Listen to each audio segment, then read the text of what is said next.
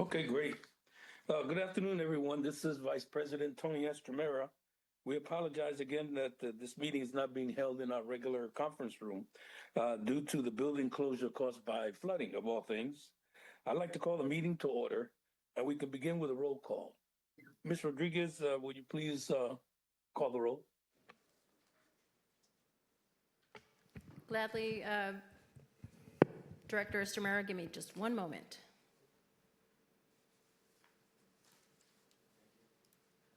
Recording in progress.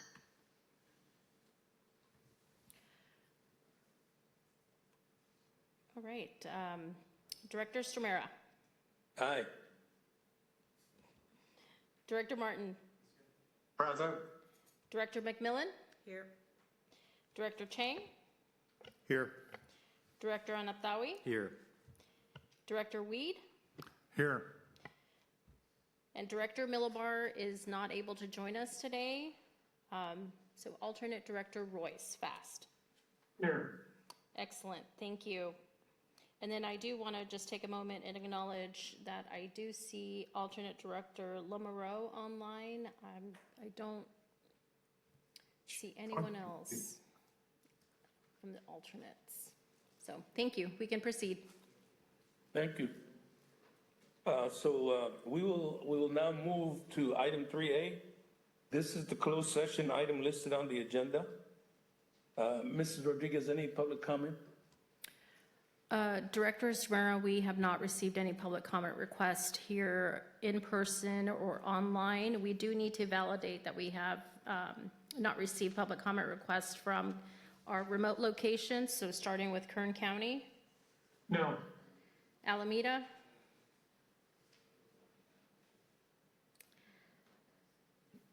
Director Martin from Santa Clarita. Yes? No, say no. Any public comments? Pardon? No public No comment. public comment. no. Okay, thank you. And then Director Estremera from your location? No public comment. Okay, we can proceed. Great. Thank you. We will now go into closed session and we'll return at 2 p.m. Thank you all. We're ready. All right, great. We're back in public session. Josh, any report out of closed session? No reportable action. Thank you. Okay, well, we'll start our open meeting with the Pledge of Allegiance. Please join us. I pledge allegiance to the flag of the United States of America and to the republic for which it stands, one nation, Under God, indivisible, with liberty and justice for all. for all. Well done. Thank you. We're now on item 5, public comment on items not on the agenda. If you wish to make a public statement, we request that you submit a request through QR code noted on the agenda. In addition, attendees may provide public comment during the meeting by submitting a comment card or by using the raise hand function on the Zoom platform. Those participating by phone can press *9 to raise their hand. Ms. Rodriguez, have we received any public comment for item 5? Director Estremera, we have not received public comment request here in the room or online, but we do need to verify we have not received public comment request at our remote locations. And Thank so you. starting with your location, No public comment here. Director Martin in Santa Clarita. No public comment here. Okay, thank you. And alternate Director Fast. No comments here. Okay, thank you. And then I believe there is no members of the public or any other participants from Alameda. Is that correct?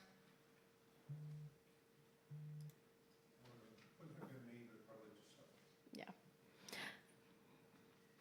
Okay, I think we can proceed. Thank you. So our first action item, 6A, minutes, is approval of the minutes for the April 16, 2026 meeting. Ms. Rodriguez, any public comment? Vice President Estremera, no public comment requests. All right, we'll entertain a motion for approval. I'll make the motion. Okay, I convert mine to a second. Is there a second? Yes, Anaptawi, second. Great, thank you, Director Anatawi. We'll move right along to our vote. Roll call, please. Gladly. Vice President Estromera. Aye. Thank you. Director Martin. Aye. Thank you. Director McMillan. Yes. Director Chang. Aye. Director Anaptawi. Yes. Director Weed. Aye. And alternate Director Royce. Fast. Aye. All right, thank you. Meeting minutes approved. Thank you. The ayes have it. On to 7A. Our next item is 7A, which is the monthly report. Graham, please begin. Thank you, Director Estromera. I'll wait for Claudia to get the screen organized here. Then we'll start with our executive summary. Great, thank you. Our priorities continue supporting DWR and ongoing permit efforts, advancing various engineering studies, really focused on the development of an updated cost estimate for the program, which we have planned to release in the first half of next calendar year. Supporting that is a basis of design report, which is the engineering basis and backup for the development of that cost estimate. So that work continues and is well underway. Then the internal focus areas, developing management plans, procedures, workflows, really drilling in and planning for the transition to the delivery phase of the program with strategic targeted updates to ensure that we as an organization are ready for that transition. From a financial perspective, we have our approved current fiscal year budget of $65 million. We've adjusted our estimate at completion for the fiscal year down to $59.5 million. So we're now starting to daylight an underrun of $5.5 million. You'll recall that we had a pretty significant set aside for potential geotech work that was included in the budget on the order of about between $5 and $6 million. At this point, we have authorized about $3 million to cover the resuming geotechnical activities in really starting in May with pre-construction activities, but then in June for the actual field work. But we still have a pretty significant amount of that set aside that has remained unspent.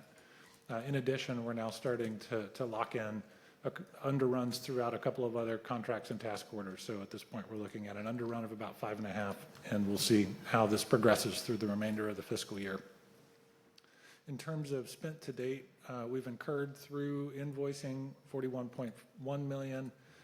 Estimated total expenditures through the end of April is $45.9 million. So the difference between those two is our estimated work activities that have not yet been invoiced or approved for invoicing. And so we have a representation of the estimated full spend as of the end of April, just under $46 million. You see a pretty significant uptick in May and June forecasted on the executive summary plot, and that's largely associated with resuming geotechnical activities planned, and that's where we do intend to have an increase in expenditures for the remainder of the fiscal year. In terms of our overall work progress, we do have our progress reporting slide that we'll get into, but our summary at this point in terms of work completed, 76% of all contracted scope versus 66% spent to date. So I'd say a disconnect in the favorable way where we've got work progress now outpacing our spend rate. Our small business and DVBE participation currently at 9% of committed contracts and holding steady at about 7% of invoice to date amounts. On the procurement front, we have our programmatic geotechnical services request for qualifications that is now out for response. We have proposals due at the end of June. Outreach activities, Jessica will summarize during our communications update. So Claudia, if we could switch to the progress report slide, please. Of course, there's a lot of additional detail in between the executive summary and the progress report in the back, and I'm happy to get into any of those details if there's any questions once we complete the progress report section. So in total, we have about $3 million left of our total reserve funds. For our $65 million, we have about $3 million that's still in the categories of uncommitted or undefined allowance. As I mentioned, our EAC is now down to $59.5 million. That's a reflection of having a much better understanding of contract amounts within existing task orders, how much will actually be spent. Now we can start to really account for that as we approach the end of the fiscal year. Looking at the right-hand side of the slide, you can see individually within the major divisions of the DCA how our work progress compares against the spend to date. As I mentioned, the total number is at the very, very top of that graph up in the header. You can see the 76% complete of all contracted work compared to 66% estimated spend of all contracted amounts. Engineering continues to have the lion's share of budget and work effort, largely associated with the preparation of the basis of design report and then transitioning into the updated cost estimate efforts. So their total budget of 31.5 is still about half of our committed amount and slightly more than half of our estimate at completion for the year.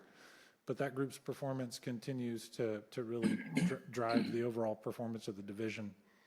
Looking through other sections, you can see field exploration. This now includes a recent amendment to the contract for field exploration to cover the resuming geotechnical activities starting in June. So the pattern here, we would expect those percent completes and percent spents to surge dramatically through the next 2 months while we incur significant costs resuming those activities. The remaining areas, what we're really seeing here is as we approach the end of the fiscal year, a lot of the work products are being delivered. We're able to recognize 100% completion on those work products, which is starting to drive the percent completed of contracted work, push that forward. The estimated spend is what it is, and so at this point, we're starting to see a lot of the contracted work metrics starting to pull ahead of the spend. Any questions on progress reporting? Go ahead, Director Chang. Yeah, thanks, Graham. Can you remind me on the field explorations, we've got about $4.6 million committed, and then, we've got about a quarter of that actually spent. And did you say that we're pretty optimistic that we'll be able to go through the full spend on that by June? I'd say, so the approach we've taken is to conservatively budget and scope really when I say conservative, at the maximum level, if everything went exactly according to plan. So that's what that budget represents.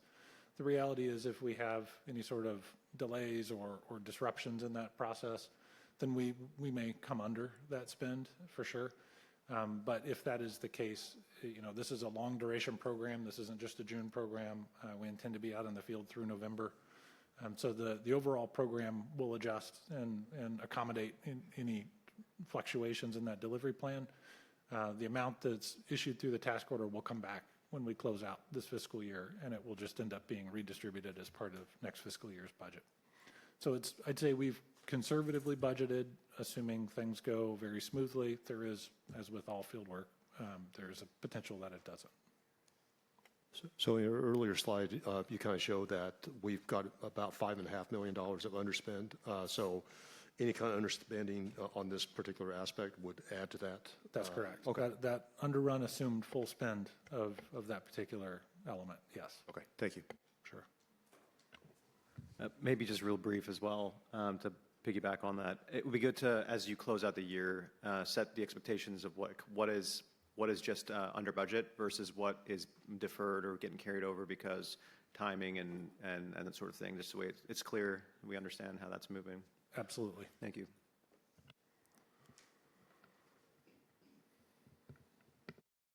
Any other questions on the monthly report?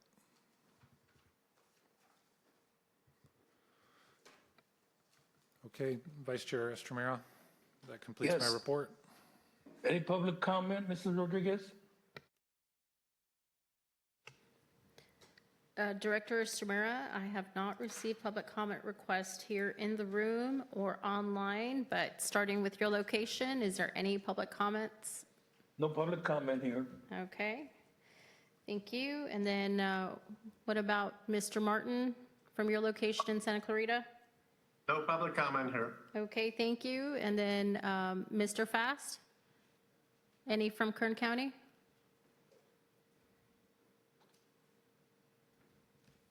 No public comment. Okay, thank you. Thank you. We'll move right along to 7B, our next item, DCA Fieldwork Activities Program. Graham? Thank you, Director Estremera. As I mentioned in the monthly report, we will be resuming geotechnical activities. There are currently a number of activities ongoing out in the field now, getting ready for that work. The actual exploration activities are anticipated to start June 1. I've got with us today Michael Sanchez. He's our Fieldwork Exploration Manager. I thought it was a good, timely moment to bring our exploration team in to provide an update to the board in terms of where we are in past work, as well as what's anticipated over this next campaign. So just push the button, Mike, when you're ready to talk. Fantastic. Can you put up the slideshow, please? I think we switched our views. There we go. Thank you.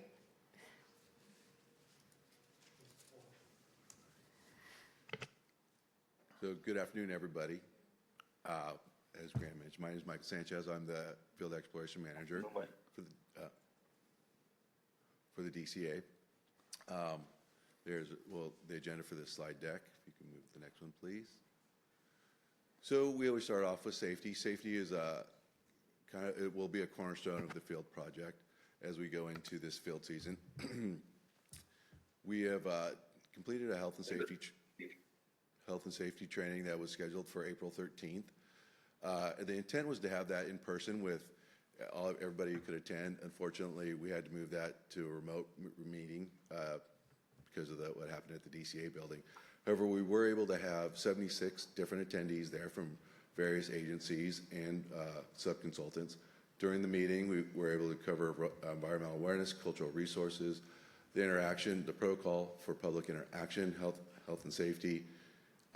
This training was also recorded to iSpring so that we can deliver that to folks who weren't able to attend it in person. One of the things that we developed, or that was developed, is in the instance that the public should reach out to one of the people in the field with questions, we want to make sure that we get them the correct answer. So we've developed what's basically a business-sized card that will be handed out to everybody, or everybody in the field will have, that they can hand out to the public should a question arise, and then they can reach out to the DCA designated representative, Rebecca Green, to answer any questions, make sure we get it answered correctly. The other thing we see on the right is a sticker that will be on everybody's hard hat to identify, make sure that everybody who's on site has had their training, and that's what that sticker represents.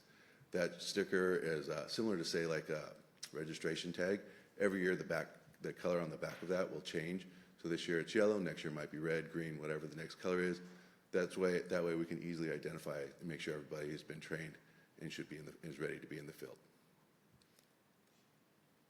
Next slide, please. And next one. So quick update as to where we've been. So to date, we've had almost a little over 100 borings for approximately 21,000 feet of boring, 76 CBTs, approximately a little over 12,000 feet. So that's where we've been from over the last 4 years. Next slide, and this is where we're going. As you can see on the right, there's quite a significant amount of borings that we've scheduled for this coming year. And this is really throughout the field season. So this encompasses the fiscal year of 26-27 and then fiscal year 27-28. The purpose of this field program is to collect additional data to further the engineering and design and update our geologic models. We'll do a little over 121 explorations. The explorations aren't able to be scheduled consecutively one after the other. There's various environmental constraints that we have to adhere to, whether they be air quality, biological, cultural, property access. Property access may include harvest seasons. So we're having to incorporate all of that into our scheduling. So it doesn't quite click along 1, 2, 3, 4, 5, but we're going to get it done. We do anticipate a start date of June 1st with 4 rigs. 4 rigs is a good start. We will ramp up from 4, and in the third week we'll have 6. We may have as many as 9. As Graham mentioned earlier, things will happen in the field, and we'll have to shift things around, and if we need to push things back, we may need to increase the number of rigs, still staying within our constraints, or we may try and bring things forward. Mike, if I may just interrupt real quick, because you mentioned the work over the next 2 fiscal years, I think it's important. The 121 explorations is just for this current, or what will be this current campaign through November? Correct. So And then adding in the total anticipated for next fiscal year, the total number is around 220? approximately. Yeah, so that's a data set that we view as essential to developing for transition to engineer record design, where we're able to provide a consistent 30% geotechnical data set to each potential project package as those design activities ensue. So it's a significant undertaking over the next 1.5 years, 2 years that we're just at the beginning of. Sorry, go ahead, Mike. Fantastic. And we will be finished by November 2nd or early November. That is a constraint that we also operate under as the end of our field season. Next slide, please. So as I'd mentioned, we have different constraints that we operate under. Environmental compliance is a big one. Posted on the slide are the permits and plans that we operate under. We have developed some applications that help us to track and make sure that we are in compliance at all times with our commitments. These applications, they're able to be downloaded onto a device, whether that be a phone, a tablet, a laptop. Internet connection is not required. So we download all that, we record all this information, and then when an internet connection can be secured, the data can be uploaded so that we have it all stored and retained. Next slide, please.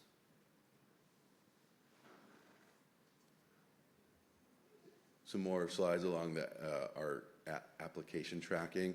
As you can see, we'll track the location of the borings, who was there, if there was any public interaction, what was said, and what exactly happened. We're logging in the locations of the borings.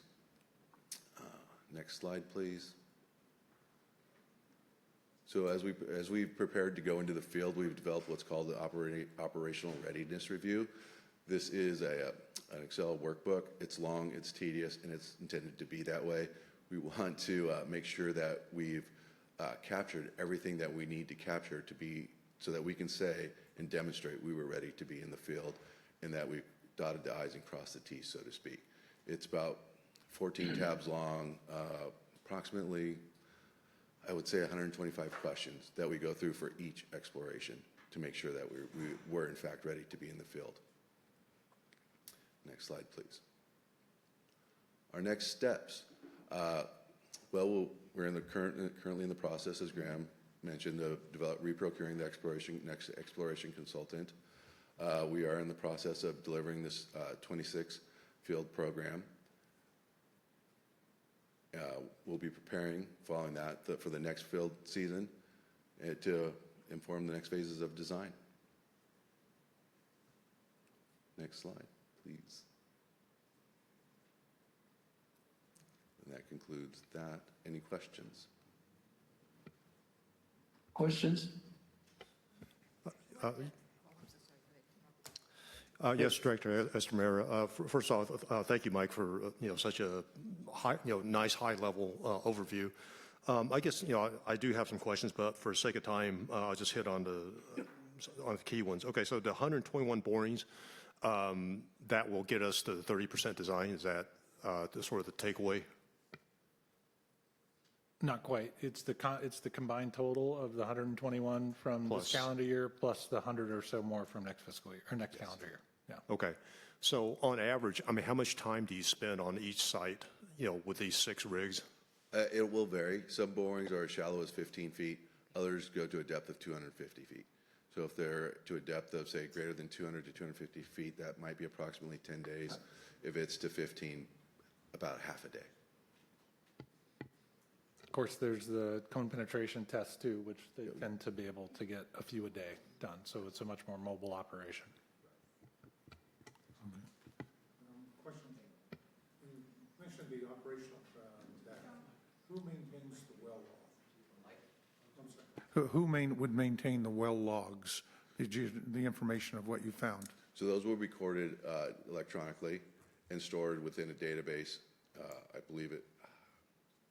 I'll have to get back with you with the exact application. It's Geo.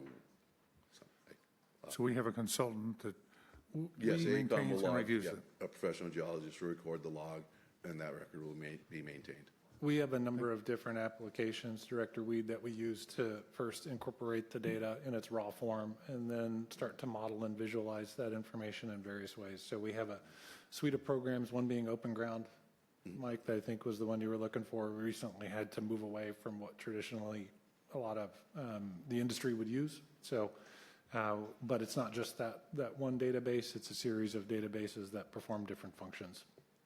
All of these will be housed and hosted within the DCA.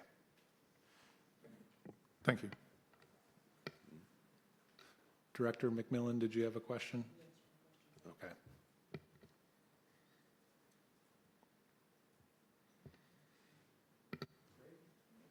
Go ahead, Robert. So maybe just a comment. I think this is great news that you're able to get out in the field. I think we've been waiting for this for quite a while. So, I'm glad we got to see the fruits of the labor.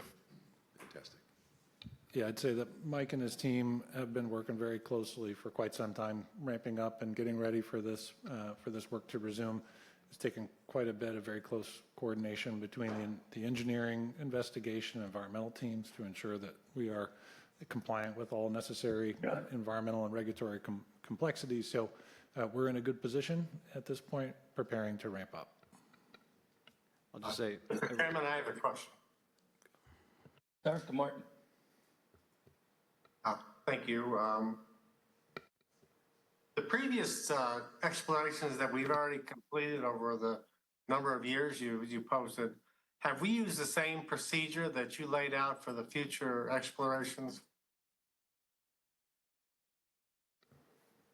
I think I'll jump in, Director Martin, and just speak on a couple of points.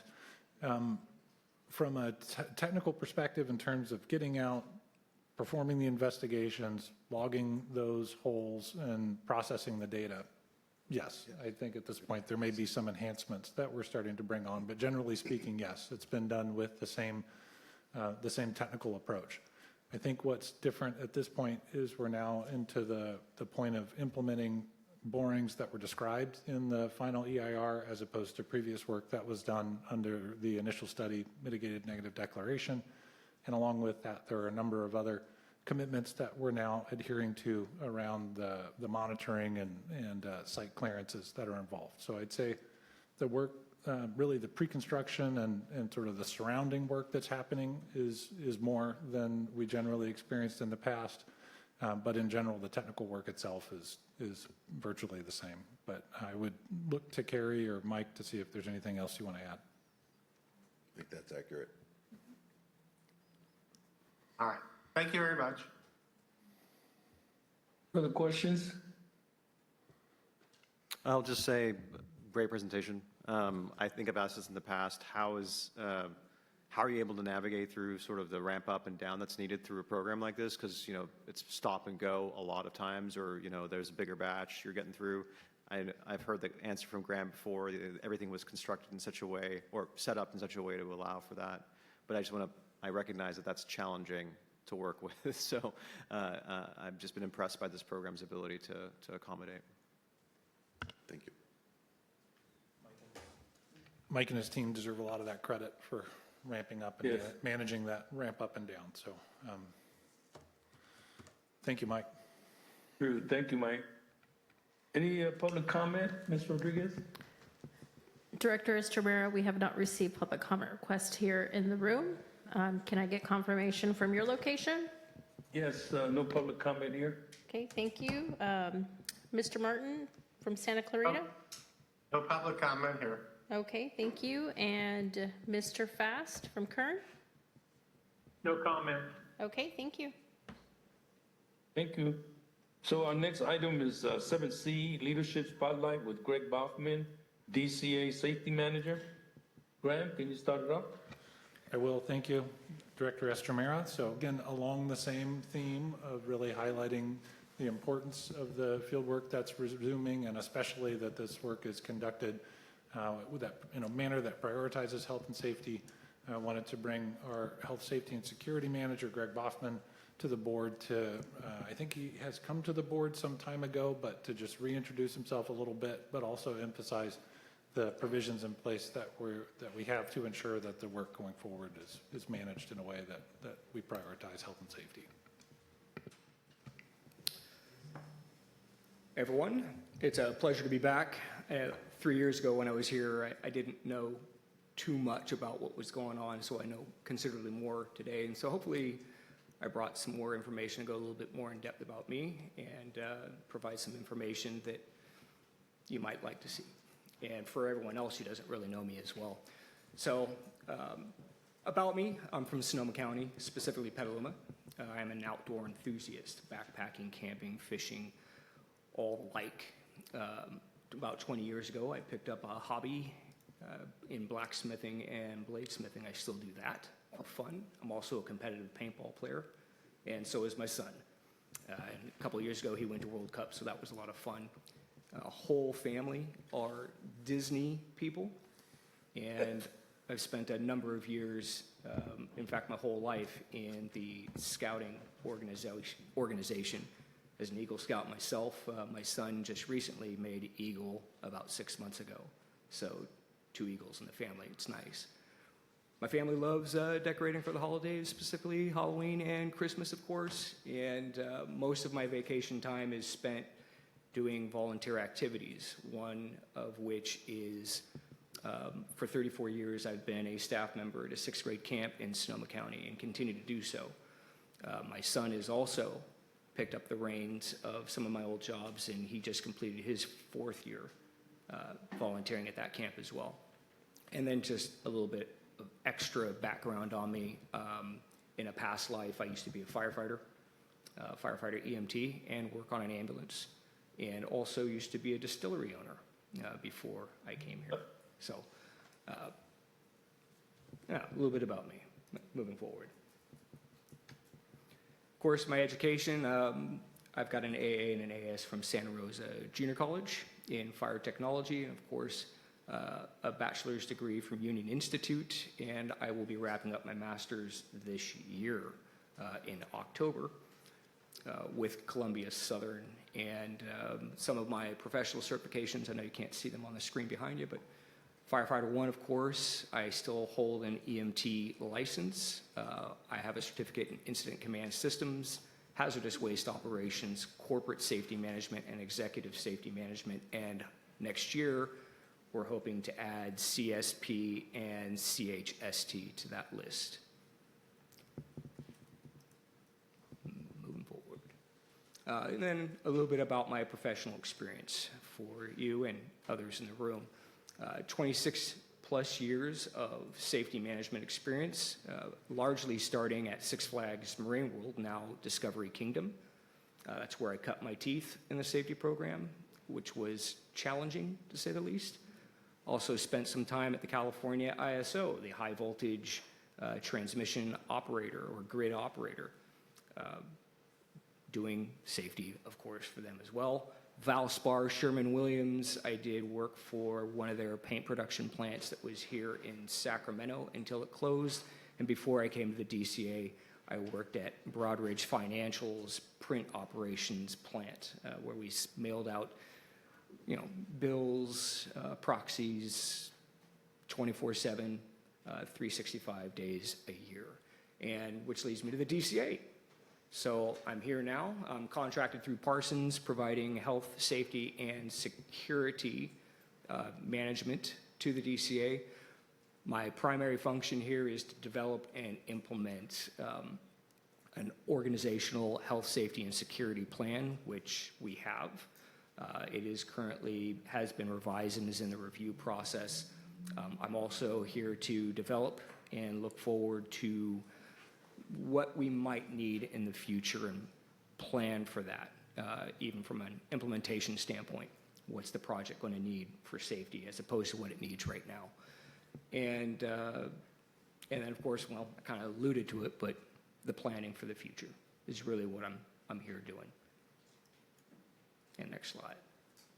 So what am I working on now, and where are we going? So my deliverables for this year, of course, the health, safety, and security plan has been revised. It is in review currently and should be on time completion to meet our deliverables for this year. DCA office safety is also completed and is awaiting review, in addition to the DCA emergency coordination team, which is almost complete. So these are some of the high-level functions and programs, plans, and procedures that we're putting together and getting ready for review internally. Some things looking forward this year is I'm getting ready to start the process of figuring out what the contract language will look like for a large contract for security services during implementation. And also this year, I plan on updating all the health and safety training material for our LMS iSpring.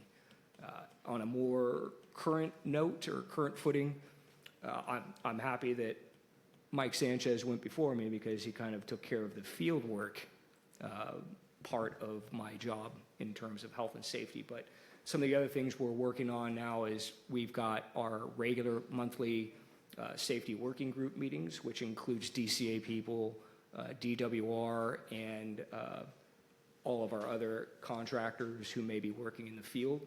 We're also working on a safety metrics dashboard that hopefully we will see that implementation here in the near future, certainly this year.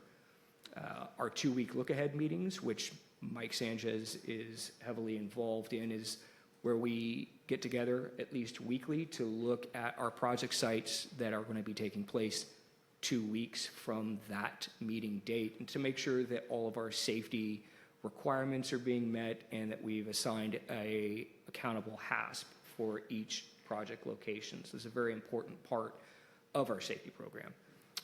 And of course, we're also working on operational readiness reviews from a safety standpoint for each location, and safety oversight inspections are set to begin shortly after drilling starts June 1. So that's where we're at right now. Any questions? Or Questions?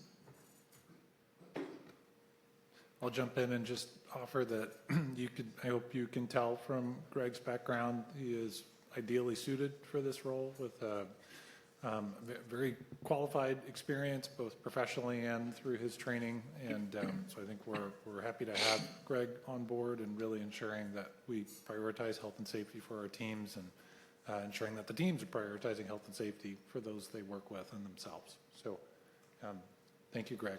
I just wanted to interject that, but please, if there's any questions. Any questions? Not necessarily a question, but, just, so thank you for reminding me, Greg, that you were, I was trying to think, when was the last time you were here? And so you kind of reminded me, it's like, 36 months ago, which, seemed like it was just yesterday.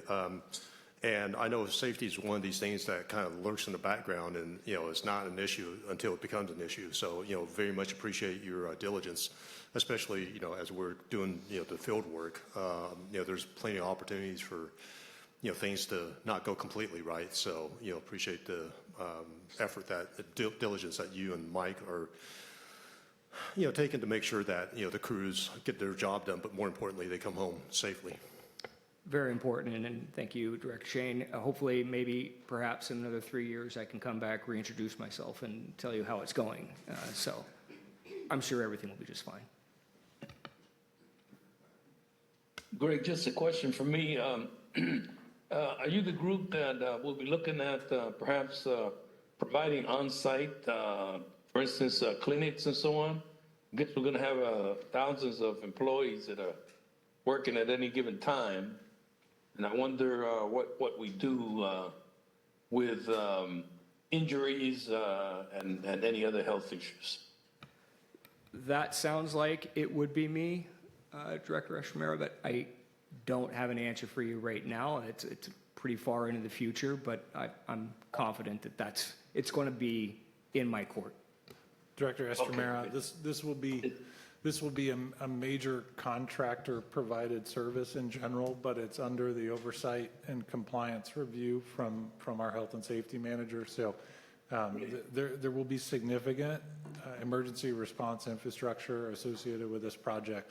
A lot of it located within strategic positions of the project footprint, especially the major launch sites and other areas of significant activity. They tend to have an emergency response team on site and ready to jump on issues as they occur. But at this point, Greg is right. We're still in the early planning stages. But, just to provide confidence that these considerations are definitely in our view. We have included many of the structures and footprint and layout for these facilities, even in our conceptual design configuration. So, you're absolutely right, Director Estromera. This is going to be a real significant consideration. I think we all look forward to reaching that point where we're actually implementing those activities. Thank you, Graham. Any other questions? So, any public comment? Director Estromera, no public comment request here in the room or online, but would like to confirm from your location. Yes, none here. Okay, and Kern? None here. Okay, thank you, and Santa Clarita? None here. All right, thank you. We can proceed. Thank you. All right. Thank you. We'll move right along to 7D. Adopt resolution approving the First Amendment to the National Constructors Agreement for Strategic Support Services. Can we start with the staff report?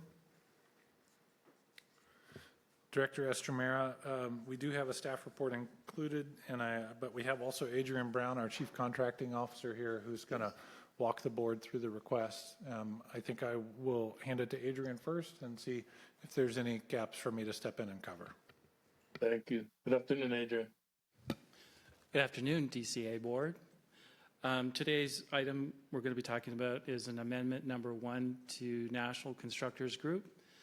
In 2025, the board awarded a contract to National Constructors based out of a competitive solicitation, resulting in 7 contract awards, including one for our Deputy Executive Director.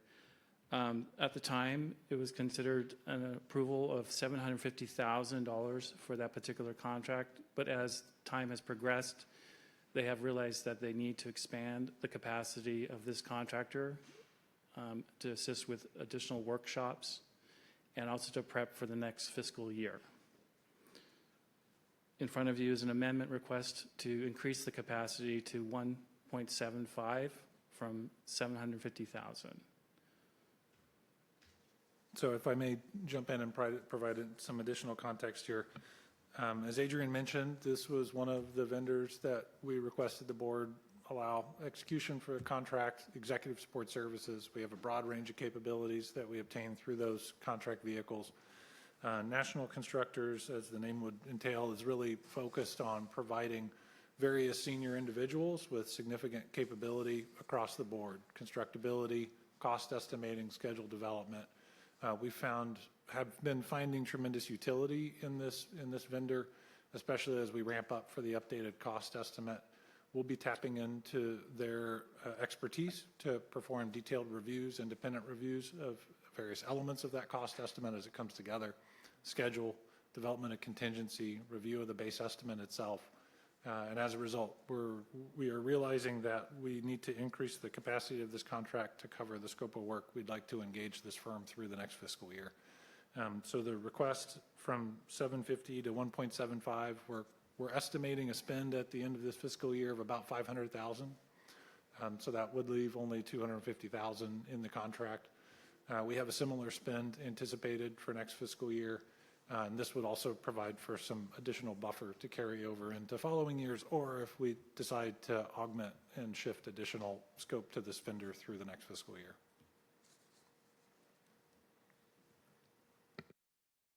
Any questions? Question, Mr. Chairman? Director Estromera, if I may. Yes. Thank you. So thanks, Graham. I think we had some questions on this a year ago, but again, okay. So I think I grabbed onto one of the things that you said, which is I think this particular company is providing some, maybe in my own words, maybe perhaps third-party validation and overview of something really important to this project, which is sort of like the cost estimates, which hopefully will be coming up shortly.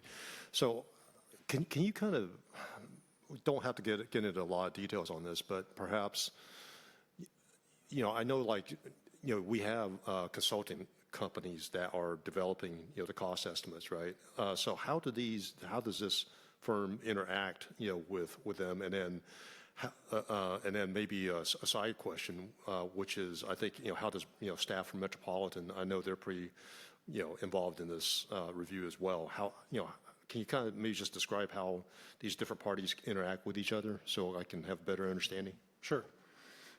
So first, the contractual relationship is important. So we have a number of our major vendors who are doing the bulk of the cost estimating work as the delivery entities of those activities. So the engineering work that we've talked about, the development of the costs, the cost items and assumed material, unit costs, labor costs, all that is built up through these major vendors that we have on board performing the work. We, in the past, have provided our own review, myself, as well as others within the leadership team provide review. We provide cross reviews between divisions to achieve an element of independence in those reviews and additional perspective. This entity, National Constructors, along with the other suite of executive support service contracts, are contracted directly to the executive office, as are all contracts. But the point being, they don't run through any of the other major vendors as subs. They have their own independent contract with the DCA. Their scope of work is more limited, so they're really focused on providing this type of executive feedback and independent review. The experience and qualifications of the individuals, they really are individually extremely qualified and experienced with these types of very large-scale programs. So we help facilitate, and the Deputy Executive Director, who you've met, Jim Morrison, is a big part of organizing those teams and ensuring we have all the necessary cooperation between those doing the work and those reviewing the work, and that those reviewing the work are getting the information they need at the right time. So we coordinate all of that internally to make sure that we've got efficient flow of information and that the reviewers, the independent reviewers, are able to receive and weigh in on bits of information as it's being developed. That's all internal to the DCA. We do also have additional reviews performed by the Department of Water Resources, as well as the participating public water agencies like Metropolitan, and those typically follow the internal work. So we have this work through National, for instance, inserted in between the initial development of the work product and the issuance to DWR and the PWAs. So it provides an enhanced internal independent review. Right, and I didn't mean to exclude DWR from the review. I mean, it's just something I didn't, quite remember to say. But no, I appreciate you kind of walking me through, those steps. Again, I think these cost estimates, there's going to be a lot of, visibility and a lot of attention on it. So I think it's really important to get it right. Agreed. Any other questions? Just want to confirm there's no change in the term that was in the agreement? The contract remains as before. The only change was to the maximum compensation. Okay, thank you. Anything further? Any public comment? No public comments here in the room. Any public comments, Valley Water, None here. Santa Clarita, No comments here?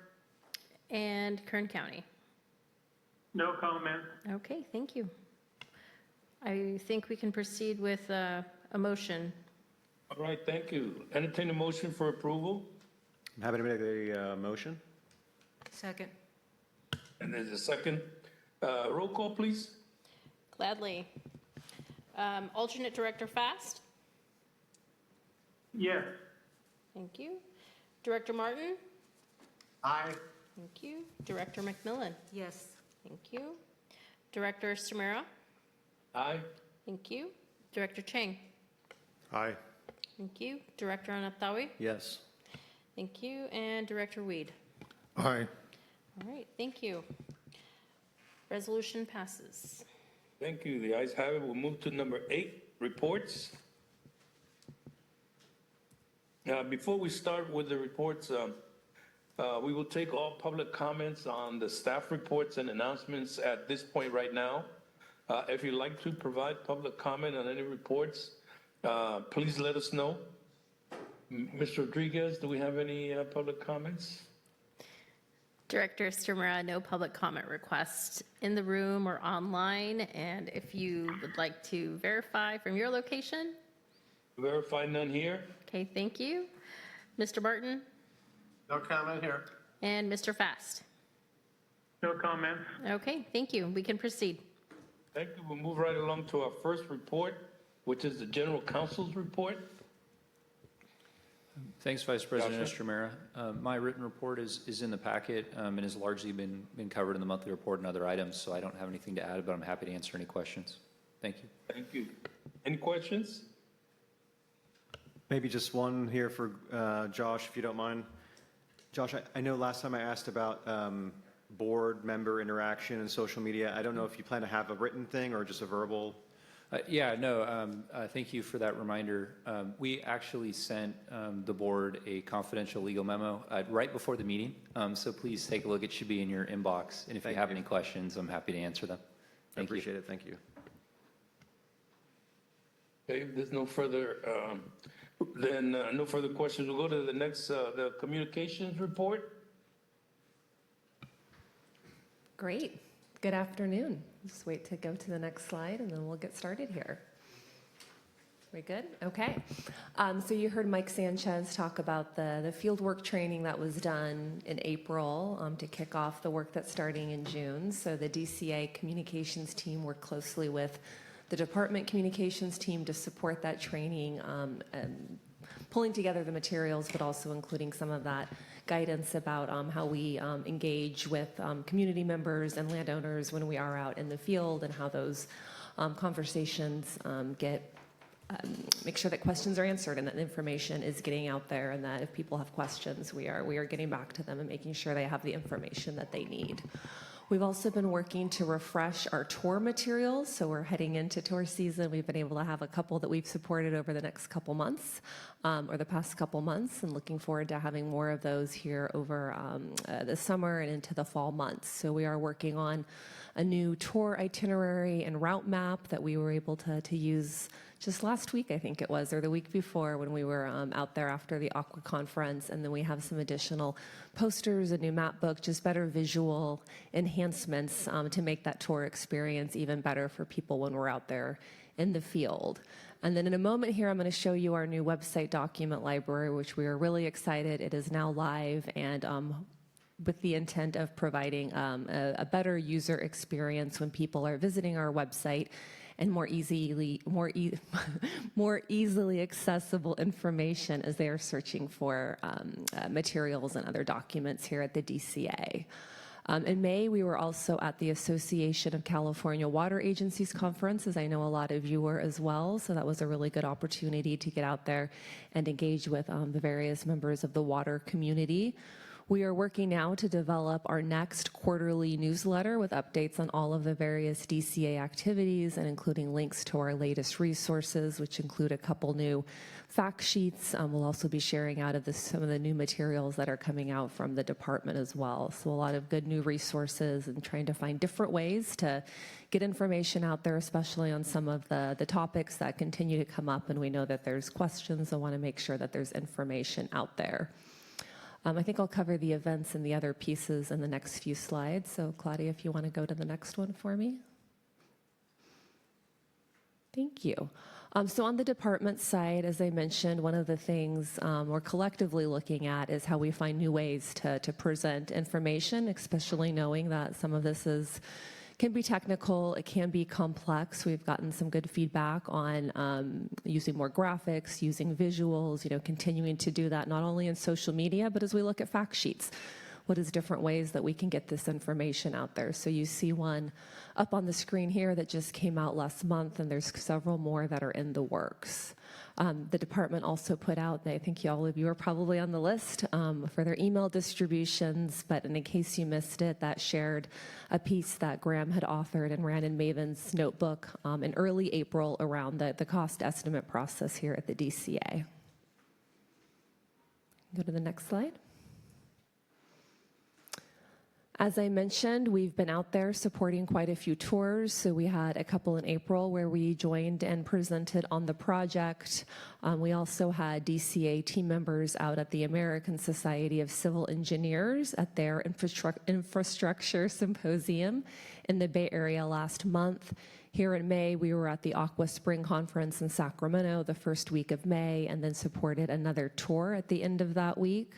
Just last week, we were down in Southern California at the Construction Network Water Panel. So this is part of our efforts to engage and ramp up on industry outreach. This time's along with, you saw we have an RFQ out in the field right now around the geotechnical work with more to come. So I want to make sure that we're out there and meeting with that community, sharing information on the project and hearing from them as well. It helps inform that process going forward. And then on that note, in June, we will be back down in Southern California in Anaheim at the North American Tunneling Conference. Next slide, please.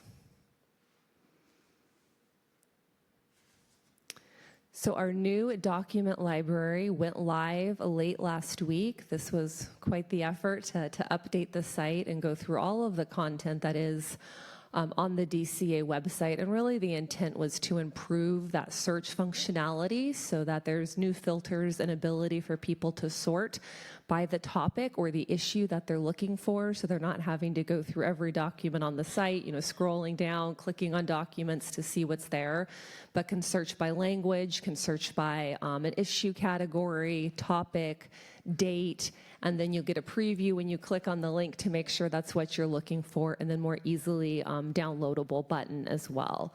So again, the intent is just to make sure that our information is easier to find, it's more accessible, and that really people are having an enhanced and better experience when they're interacting with our site. Next slide, please. So speaking of the website, we're continuing to see some good steady traffic. On average, people have been interacting with about 6 minutes, so staying on the site as they're going through and looking for information. Our bounce rate continues to go down, so that's a good metric. We're happy to see that. I think I mentioned we did put some new I guess firewalls is what you would call it, in place, just to make sure we were eliminating what we were seeing some bot traffic. As everyone knows, in the world that we're living in, you're seeing a lot of that get through. So a little bit of cleanup to make sure we've really got analytics that reflect the users who are coming to the site. We saw the sessions up a little bit last month. I think it will be interesting to track this as we have the new document library. We're going to be doing some social media. We're going to be mentioning it in our newsletter, so trying to drive some more traffic to that section of the site, especially with some of our newer materials and fact sheets. We found that it's our homepage, our Work With Us section, which I thought was great, and the document library that last month got the most traffic on our website. And then on the next page, on the social media, has been holding pretty steady in April. Actually, Facebook had, I think, a jump up about 44% on impressions. So that's how many people are seeing the site, are seeing our posts. So pretty continual, steady growth across platforms, which is a good indicator of interest in the content that we're putting out. LinkedIn, when it comes to industry engagement and outreach, has been continued to be a good platform for us. So posting about our events, doing some postings when we're at events, trying to drive more people and traffic to our booths as well. So just trying to find new ways that we can use these channels to reach our audiences. And that concludes my report for April, and I'd be happy to answer questions. Any questions? President Estromer, I have one question. Yes. I know there's some new ADA requirements coming out for public agencies, special districts. Is there, in terms of your sort of refresh on the PDF search and all that, are you using that opportunity as well to explore? Yes, absolutely. And we actually went through too and did kind of a branding and refreshment of the site with that in mind as well. Nice. Okay. Thank you. Yeah. It comes with the colors too, and even where we're looking. So not only on the website, but as we look at our fact sheets as well. Thank you for that question.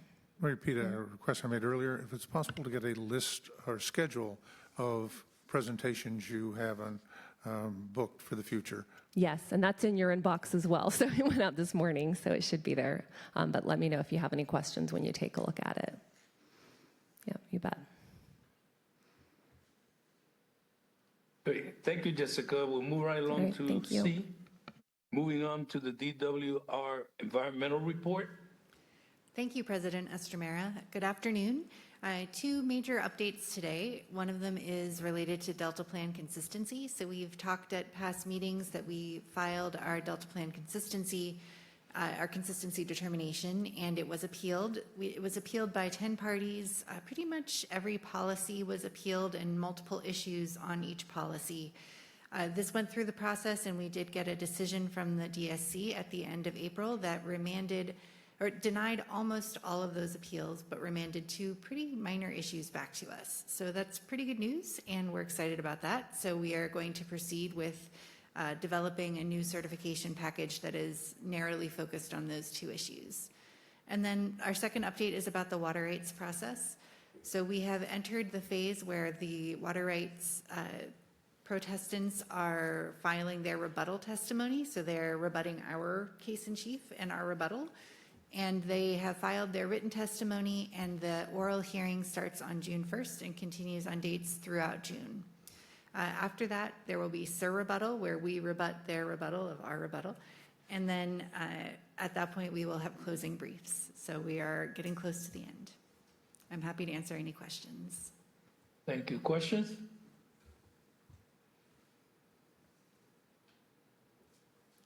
Okay, no questions. Thank you, Carolyn. We'll move right along to the last report, which is for directors. Any verbal reports?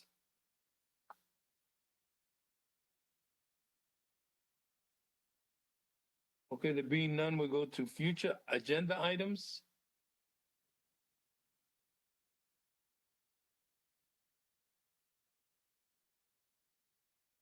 Okay, there being none, then we are at the point of adjournment. So thank you all for being present and participating. We'll see you at our next meeting. Thank you, Director Thank you. We Estremera. stand adjourned.